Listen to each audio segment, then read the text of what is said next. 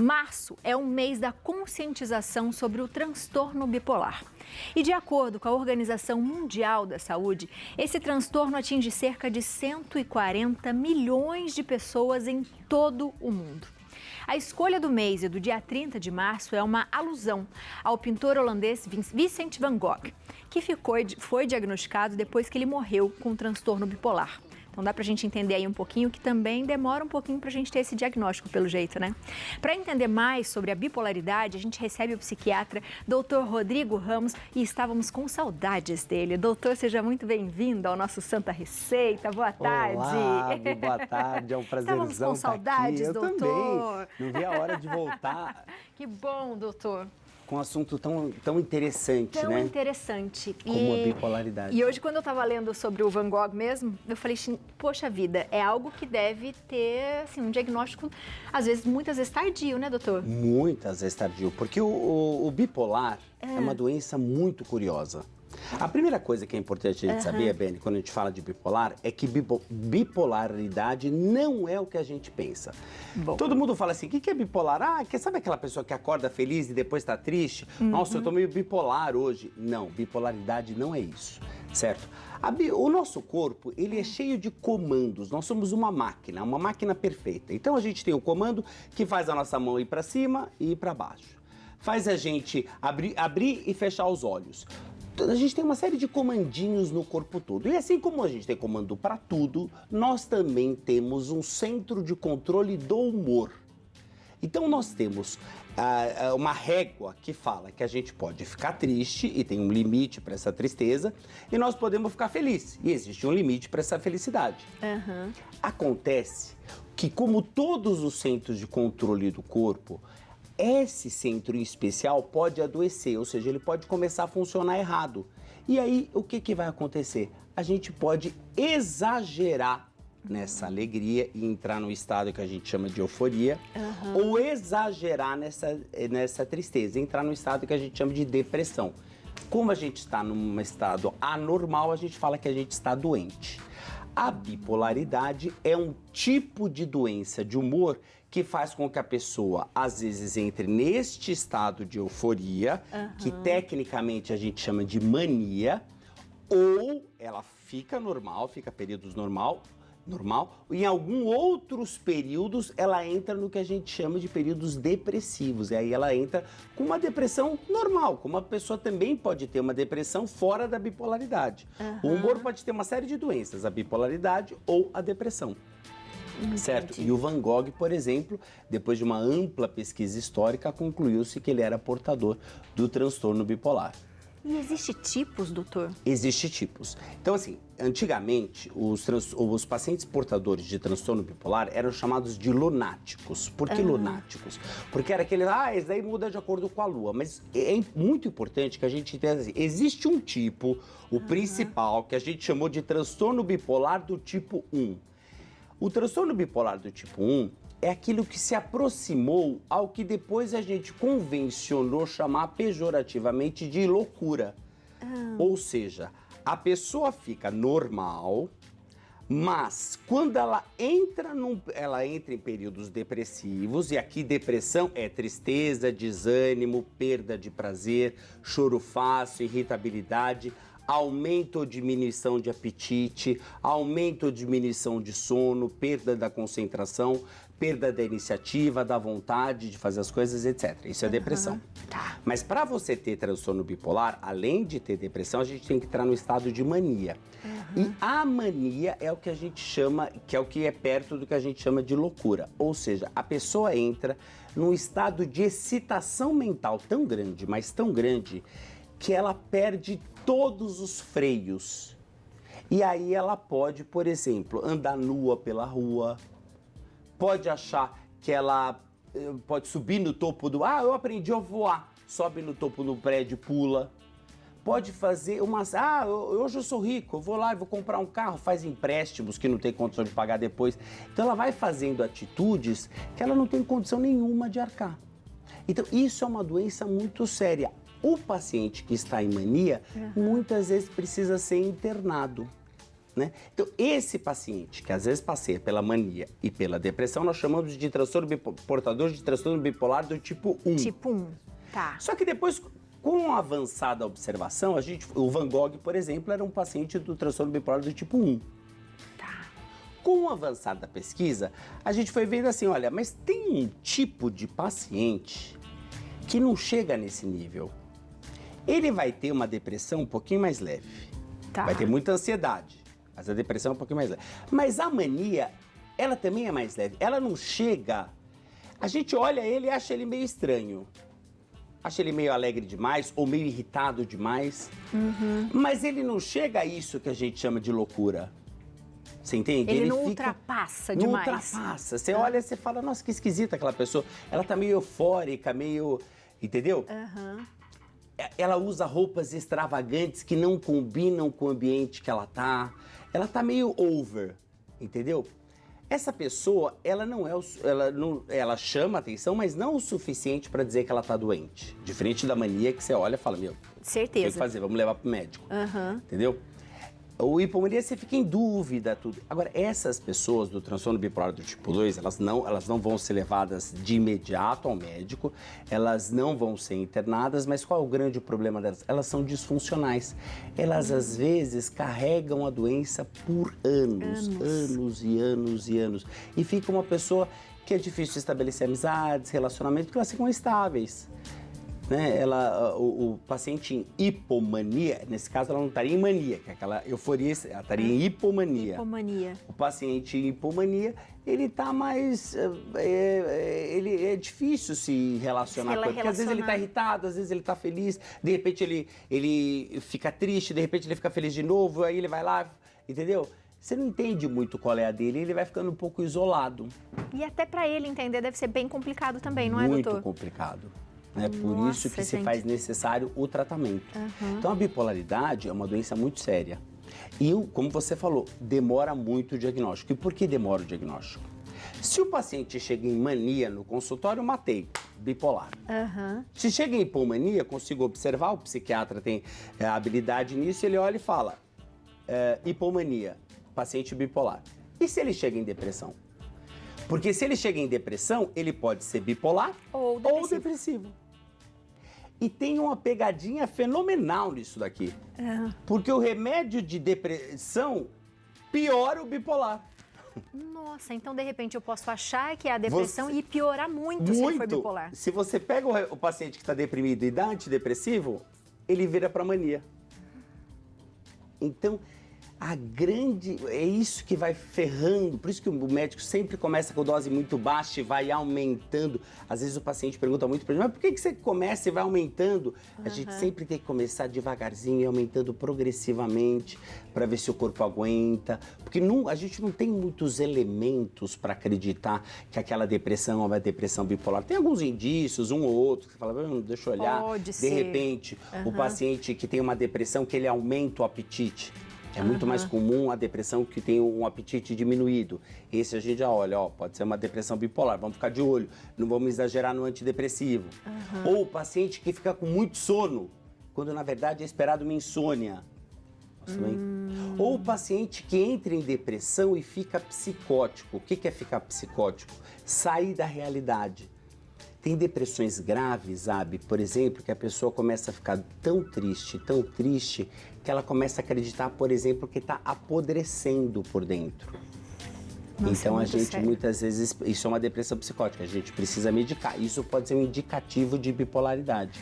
Gente, é muito amplo. Doutor, já tem perguntinhas de WhatsApp. Vamos lá. Pois é, temos perguntinha para o doutor da Gildete. Boa tarde. É possível perceber que temos transtorno de bipolaridade? De que maneira? Como, doutor? Obrigado, Gildete. Obrigada, Gil. Gildete, o grande sinal de que a gente pode ser portador de um transtorno bipolar é você apresentar em algum momento da sua vida um quadro depressivo ou um quadro que a gente chama de mania ou hipomania. Esses são os maiores sinais. Existem alguns indícios que apontam que pessoas com algum temperamento, que tecnicamente a gente chama de hipertímico, São aquelas pessoas muito eufóricas, muito extravagantes, muito conversadoras.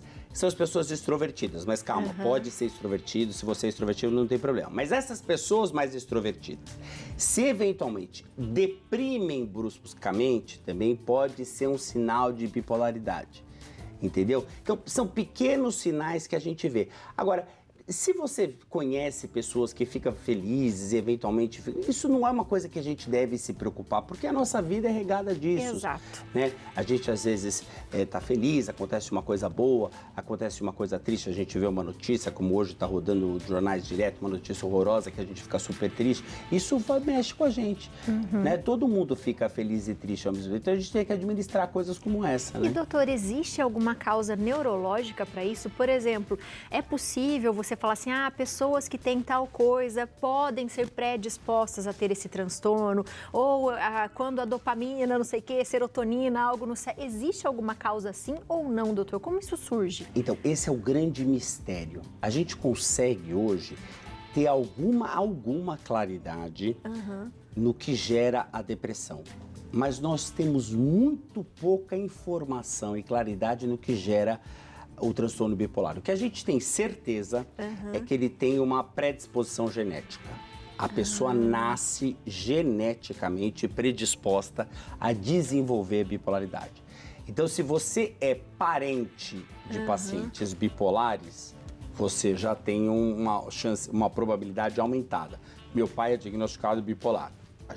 Isso o psiquiatra tem que saber. A gente já olha já anota lá, deixa eu tomar cuidado com algumas coisas, né? Essa é a primeira questão, né? Outras coisas, a gente sabe que com certeza vai passar por algum distúrbio na função de dopamina, na função de serotonina, na função de um neurotransmissor chamado glutamato. O glutamato é um excitador do sistema nervoso central, que faz a gente ficar muito agitado. Com certeza passa por ali. Mas o que liga tudo isso, a gente ainda não sabe. Né? Por isso que os remédios para bipolaridade, eles são efetivos, mas eles não são completamente efetivos, né? No sentido de curar a doença. O que a gente consegue com muita tranquilidade é controlar a doença. Se você tem o transtorno bipolar, a gente consegue fazer com que você não tenha mais surto. Ou pelo menos aumentar muito a probabilidade. Né? Mas o remédio tem que ser tomado por toda a vida. E isso é um problema. Porque a pessoa vai estar tão bem, ela vai estar ótima, que ela vai falar, não precisa mais. Mas não preciso mais, na hora vai desorganizando tudo. Mais perguntinhas, vamos lá. Mais perguntinhas pro doutor Joyce Santos. Oi, Abi, Léo. Tive um relacionamento abusivo com meu ex-marido e ele tinha bipolaridade. Ele me agredia e depois esquecia. Isso faz parte do transtorno? Muito obrigado, Joyce. Obrigada, Joyce. E aí, doutor? Joyce, é uma pergunta muito complexa, né? Porque assim, a gente já começa com uma questão, né? O relacionamento é abusivo. Se o relacionamento é abusivo, nós estamos entendendo que tem duas pessoas que estão se relacionando e o marido, no caso, ele age com uma conduta absolutamente ilegal e imoral. Ele age de um jeito errado com você. Ele te agride fisicamente. Ele dizer que no dia seguinte não se lembra de nada e que aquela agressão se atribui a um surto que passou quando amanheceu, nós não podemos atribuir à bipolaridade, certo? Porque assim, a bipolaridade, ela é um contínuo. O paciente que está em mania, ele está em mania hoje, ele vai passar o dia seguinte em mania, o outro dia em mania, ele precisa ser medicado, ele não vai sair da mania espontaneamente. E ele não deve lembrar também de muita coisa que faz, não é, doutor? Ou lembra? Muitas vezes ele lembra.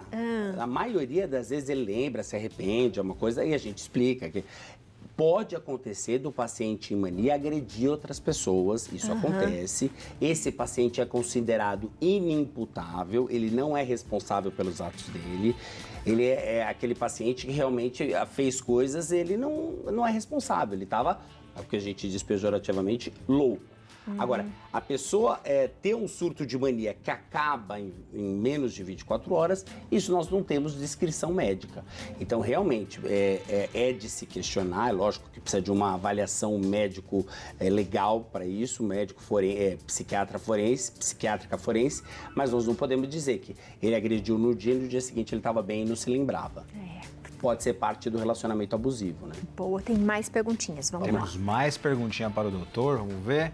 Maria Isabel de Joinville. Boa tarde, Santa Receita. Gostaria de saber se transtorno bipolar e distimia são as mesmas coisas. Obrigado, Maria, pela pergunta. Obrigada. O que é distimia, doutor? Então, distimia é um outro conceito, não são a mesma coisa. A distimia é uma depressão de longa data. Se você tem um quadro depressivo que ultrapassa 2 anos, a gente convencionou chamar desde mais ou menos 1998, não vou te saber com precisão, nós convencionamos a chamar de distimia. Antes a gente chamava de transtorno de personalidade depressiva, que é como se você tivesse uma personalidade mais depressiva.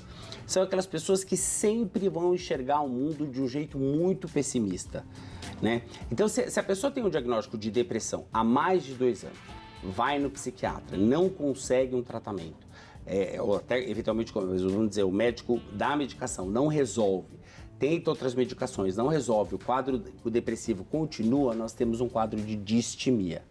Aqui o mais indicado é, além da medicação, é fundamental uma psicoterapia, que vai tentar explicar o que acontece na personalidade da pessoa que faz com que ela seja essencialmente triste. Tem mais perguntinhas, é isso? Que eu não ouvi direito. Não, então eu posso continuar a minha aqui? Que eu tenho uma aqui. Doutor, quando você falou de tratamento, falou dos remédios. E a família? Como é que a família consegue lidar com a pessoa que tem bipolaridade? Porque também deve ser bem desafiador. Bem desafiador. A família precisa, primeiro de tudo, ter ciência do que aconteceu, ter ciência do diagnóstico e saber que ela é fundamental na manutenção do tratamento, muito provavelmente para sempre. Ela tem que supervisionar e ajudar o paciente na condução do tratamento dele. É óbvio que nós vamos deixar o paciente autônomo no tomar as medicações, chega um ponto que ele pode tomar os remédios dele direitinho. Mas a família sempre tem que estar de olho para ver se ele está tomando, se está indo ao médico regularmente, se está fazendo o que foi dito ao médico, etc. Quando o paciente tem algum indicativo de que ele pode entrar em surto, um grande indicativo, insônia. Se o paciente começa a ter insônia, procurar um médico imediatamente. Ou se o paciente começa a ficar agitado, procurar um médico. Uma coisa muito importante, se o paciente começa a entrar em mania, ele começa a ficar agitado, começa a ficar sem controle, não tem discussão. Ele tem que ser levado ao médico, ainda que contra a vontade. Olha que curioso. Porque se ele fizer uma coisa agressiva, ele não é responsável pelos atos dele, ele é inimputável. Entendeu? Então ele tem que ser levado ao médico contra a vontade. Muitas vezes são feitas internações involuntárias. É lógico que o médico não tem poder de polícia. Então ele põe o paciente no hospital e comunica ao Ministério Público que tem uma pessoa que não está em condições, tem todo um aparato legal para isso. Mas essa pessoa precisa ser levada ao médico. E além do tratamento com remédio, doutor, a gente também tem que ter essa coisa, o senhor falou um pouquinho de psicólogo, de fazer outros tratamentos. Para a pessoa que tem bipolaridade, é importante que ela também faça outros tratamentos em conjunto? É fundamental, principalmente a psicoterapia e o que a gente chama de terapia ocupacional.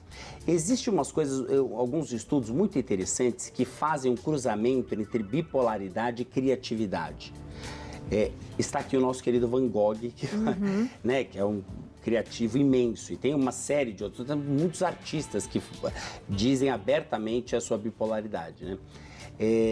Então, a terapia ocupacional é uma terapia que vai, a partir do manejo de certos objetos e da interação do paciente com o meio, vai, vamos dizer assim, deixar mais calibrada algumas habilidades. E vai fazer com que o paciente se desenvolva mais. Então é muito importante a psicoterapia e a terapia ocupacional. Boa. Léo, tem uma perguntinha, Léo. Vamos lá, Léo. Doutor, tem idade? Crianças também podem ter esse tipo de transtorno, adolescentes? A gente começa a perceber, Léo, a presença do transtorno bipolar dos 10 aos 12 anos. A gente tem um pequeno pico dos 10 aos 12 anos. Depois esse pico vai aumentar muito dos 15 aos 24 anos. É o grande período de início do primeiro surto de bipolaridade, né? Depois a gente tem uma grande queda e aí ele vai subir muito levemente depois dos 60 anos, mas é muito leve. Quer dizer, de verdade, a idade que a gente fica mais atento é o período de idade dos 15 aos 25 anos. Nossa, que interessante isso, doutor. Volte mais vezes para falar Com sobre certeza. isso e sobre várias outras doenças, né? Porque toda vez que o senhor vem, a gente fica pensando exatamente isso, né? Como a gente está com a nossa mente cansada, Exatamente. como a gente não presta atenção, né? No nosso comportamento, às vezes no comportamento das pessoas, porque tudo está muito intenso. Exatamente. Né? Em todos os sentidos. E o nosso trabalho, o nosso cérebro está sobre trabalho, não Tá. para de trabalhar. Exatamente. Obrigada, doutor. Imagina, obrigado você pelo Seja esse sempre espaço, pelo bem-vindo. convite. Obrigada. Foi um prazer. Doutor, ó, se você quiser, faz o seguinte, segue o doutor na internet, faz perguntas e manda pra gente o que mais você quer saber pro doutor vir, que de repente faz um pautão, né, doutor? A gente traz com outras certeza. pessoas e fica falando mais sobre os temas, tá? O telefone é o 11 50 53 50 20 e o Instagram, @RodrigoRamosMD. Beijo, doutor. Até a próxima, Até a viu? próxima. Eu não sei se você sentiu, mas essas flores estão tão cheirosas, não estão? Demais, realmente. Eu tô fazendo a entrevista com o doutor aqui, eu falei, gente, que cheirosa Além de que tá essa lindas, flor. né? Lindas, lindas. Beijo, obrigada, Beijão. doutor. Tchau, Léo. É, Um minha abração. gente. E é tão importante a gente observar o outro, né? Sabe quando a gente fala pra vocês que quando a gente tem um diálogo, a gente tem que saber ouvir mais do que falar?